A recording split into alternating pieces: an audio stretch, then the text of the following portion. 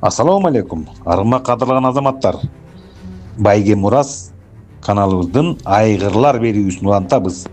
Бүгүнкү берүүбүз Алланын буйругу менен Кыргызстанга келип калган Лионель де Марс аргымагы жөнүндө болмокчу. Улуу Британиядагы атактуу Кулмор жылкы заводунда турган бие караганы 300.000 еврону болгон дүйнөлүк рейтингде 3-орунда турган Вуттон Бассеттин баласы Лионель де Марс. Бул айгыр 5 жашта.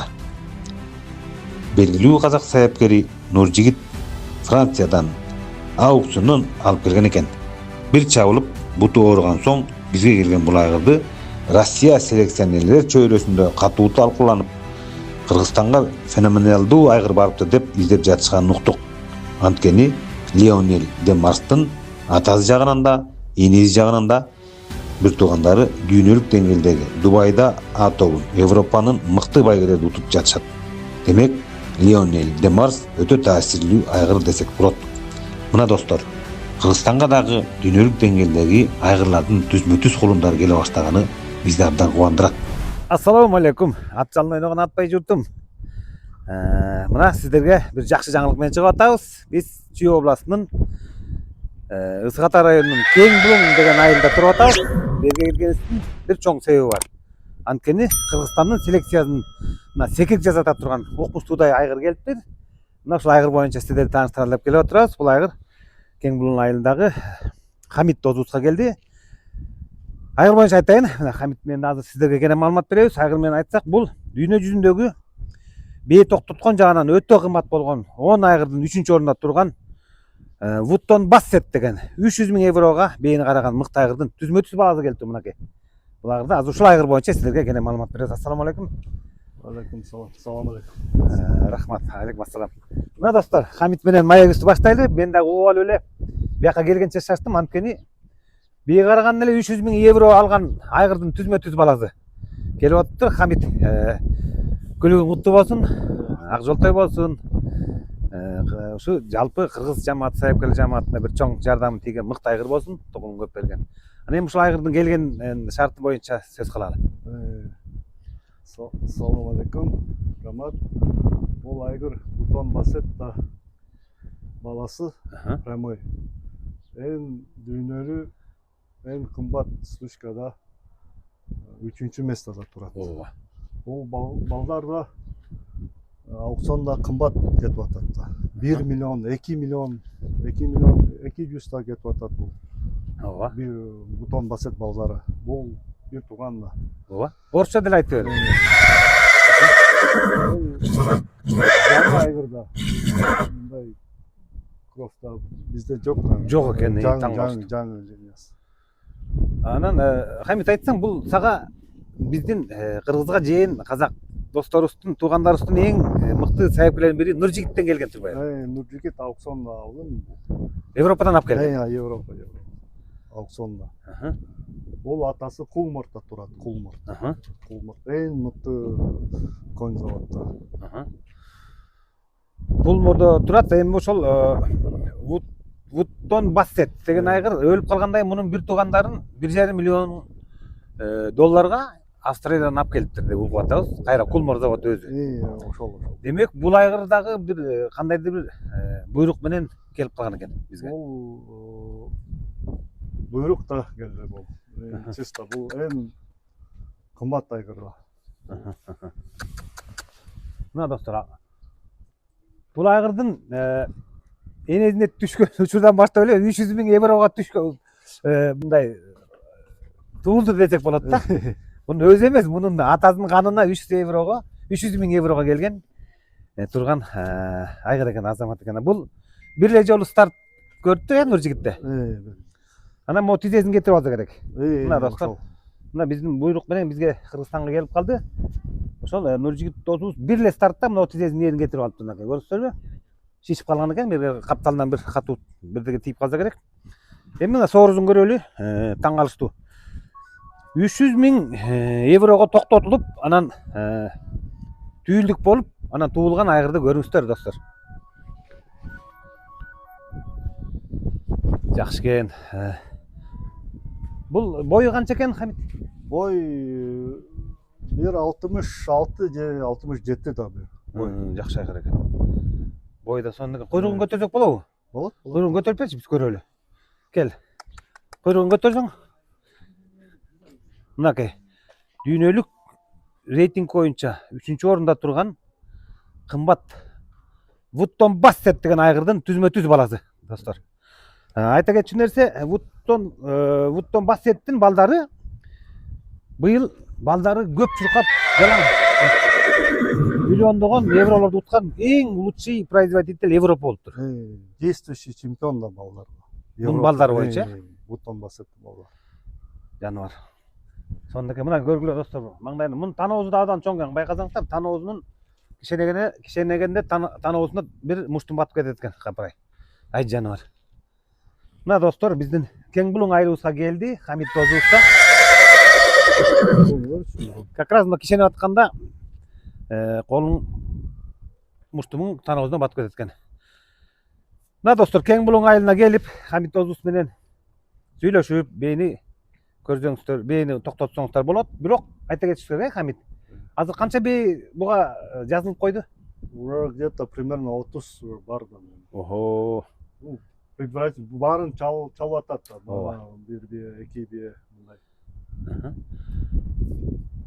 Анан эми бул мына абдан сүйүнүшүбүз керек, достор. Мына биздин Кең Булуң айылында да досторубуз буга чейин Абдуллонун Центавр деген айгырын былтыр тартып кеткенбиз. Центаврдан да абдан жакшы кулундар чыгып атыптыр, көрдүк. Центавр да абдан ценный айгыр деп айтсак болот. Мына эки айгыр бир айылга келип калды. Кааласаңыздар, Вуттон Бассеттин баласына койсоңуздар болот. Баса айгырдын кличкасын айталычы. Лионель де Марс. Мына Лионель де Марс деген паспортуна да көңүл буруп коелу, баса.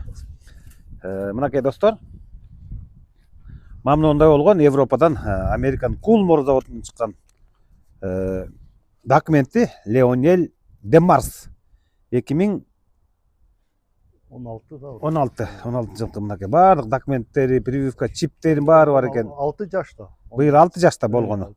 Демек 3 эле азый. Бул Нуржигит досубуз Казакстанга алып келип, бир эле чабыш көрдү. Анан бир буйрук менен бизге келип калыптыр.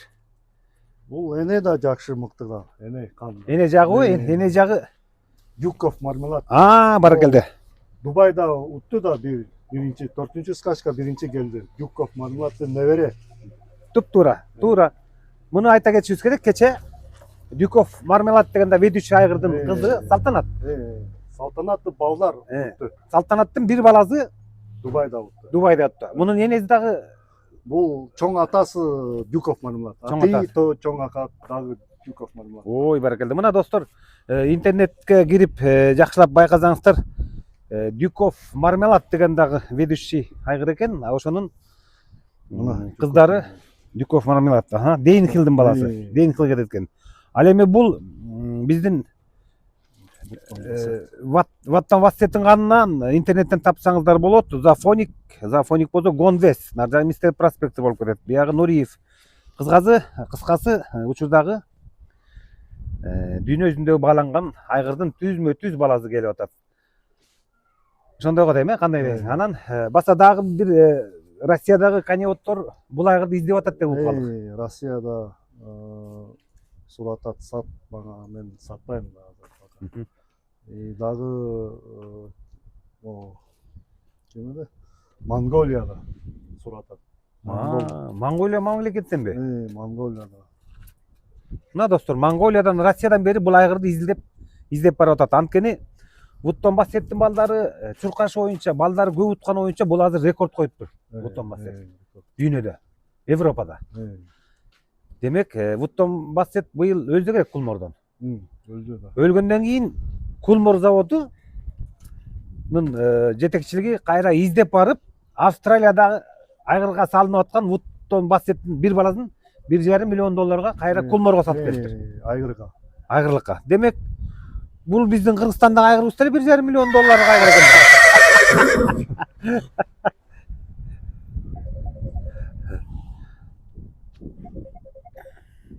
Жакшы. Эми жетелеп дагы бир сире көрсөтүп коелу досторубузга.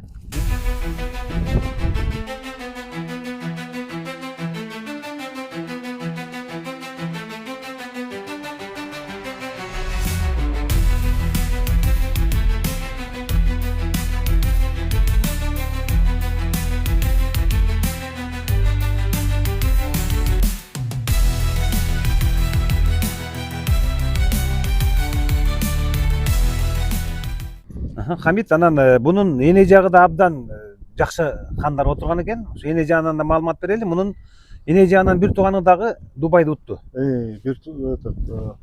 Бул эне ти Салтанат. Салтанатты бала Дубайда утту. Биринчи место. А бул эне жакы Салтанат экөөбүз бир тууган. Демек түшүнүктүү. Дуков Мармеладты. Бул дүйнөдөгү дагы бир баалуу айгыр Дюков Мармеладтын кызы Салтанат. Мындай энеси Дюков Мармеладтын кызы. Ошол. Демек Дюков Мармелад менен Вуттон Бассет аралашып атат.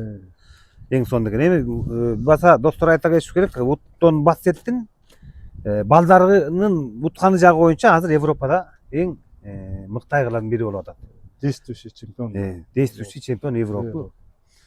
Демек, мына достор, урматтуу селекцияга кызыккандар, армакты аргындаштырып аткан азаматтар биздин Кыргызстаныбызга өтө мыкты айгыр келиптир.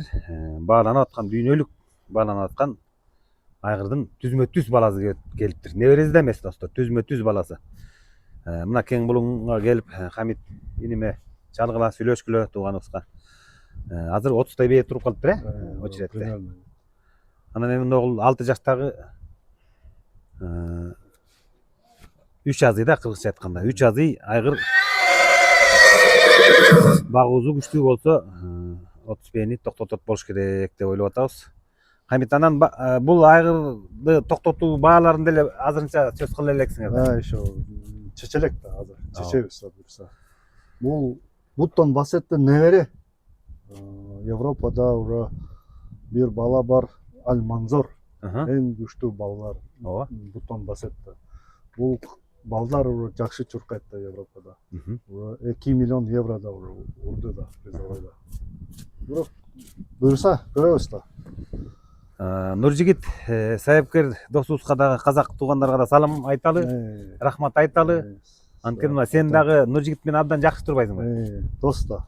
Дос. Анан досуң сага жакшы айгырды жөнөтүптүр. Анан досуңдун дагы кеңеши бар деп атат элең. Бул сата көрбөбө деп айтты деп. Айтты да, Хамит сатпа, бул арзан сатпа да. Бул жакшы айгыр да. Ай бар. Жакшы канды. Мен да мындай айгырды көрүп жүрөбүз. Бардык айгыр жакшы, бирок ар бир айгырдын өзүнчө мыктылык жагы бар. Бул айгыр өз дагы жакында эле чабылган окшойт жаска мага. Али формадан кетелеген. Ай жаныбар көз тийбесин. Тукуму көп болгон жакшы келечектүү айгырлардын бири боло берсин.